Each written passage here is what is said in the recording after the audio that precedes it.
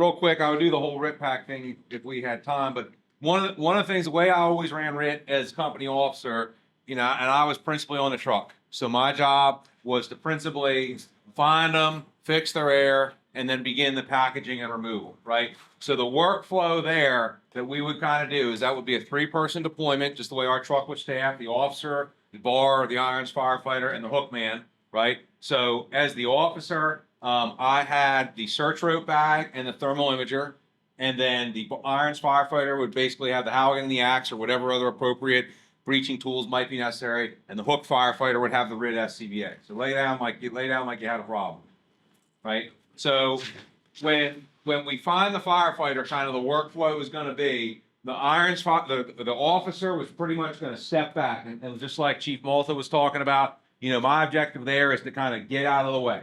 One of the big problems you have is everybody wants to fix this. You end up with too many cooks in the kitchen, and we're just getting each other's way, right? So as the officer, I'm going to step away because what I need to be doing right now is getting a brief awareness of what's going on, you know, and, you know, truck 6 to command. We found the down firefighter. I have firefighter Benasuti. We're on the 2nd floor, the Charlie quadrant. He's out of air. I need ladders to the rear. You know what I'm saying? And that way that half of that can start occurring. The irons firefighter would typically begin clearing the area. If there's any debris around them or whatever, but basically starting to prepare our removal path, find a window. Hey man, I got a window over here. Why don't we take them out this window? Kind of getting that initial down and dirty kind of plan and preparing that area. And the hook firefighter would be responsible for assessing and managing the air and then going into any SCBA conversions or packaging that were necessary, right?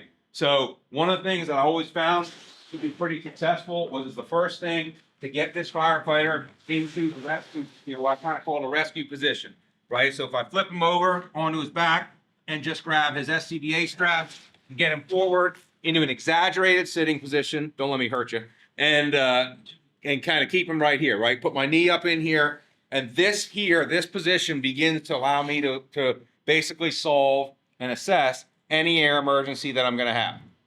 So the first thing I'm going to do is I'm going to reach down and I'm going to find this firefighter's pass alarm, right? And I'm going to silence it, right? One of the things that we see when we do this is the other thing that this do is what does this do compared to me being like this? It prevents me from being cross-brained, right? I can think about his air pack like I'm thinking about my air pack and more quickly find components. First thing I'm going to do, if it's going off, silence the pass alarm. Why am I doing that? So I can communicate, I can hear if there's another pass alarm from another down firefighter, whatever. While I'm there, I can glance at the air gauge. I'm not principally worried about that at this point, right? The next thing I want to do, first thing I'm going to do is just take my hand and smash his face. I mean, not smash, but touch his face, right? Because if I can feel this, what did that just tell me? No mask. No mask. Nothing else matters if he doesn't have a mask on. He can have 4 million pounds of air in this air tank, right? The mask is first. So if I find a mask, I'm going to stop right there. And I'm going to go into resolving the air emergency, right? Now, am I going to take his mask and put this back on him? Not if I have that. Because if he took his mask off, what do I have to assume? There was a problem. And I don't want to put the problem back on. Now, you know, if you're just the guy next to him and you find him like this and you don't have a RIT pack, okay, maybe you put it on. Maybe it's better than nothing, okay? Right? But if I have the RIT pack, I'm going to put the mask on. Okay, so if he's got a mask on, next thing I'm going to do is feel the mask. What am I looking to feel here? Is there a regulator? Is the regulator attached, right? If there's not a regulator attached, what am I going to do? I'm going to bust that off, and I'm going to grab the RIT pack's regulator, and I'm going to plug it right in, okay? Now, if he has a regulator on it, then the next thing I'm going to do is that's where I can get him in this forward position, get down here, and get my eyes, my flashlight if necessary, right on that air gauge, and see what the air is in the tank. This gauge is much more reliable than this gauge, right? So I'm going to be down here. I'm going to check that, and then if he's out of air, what am I right next to?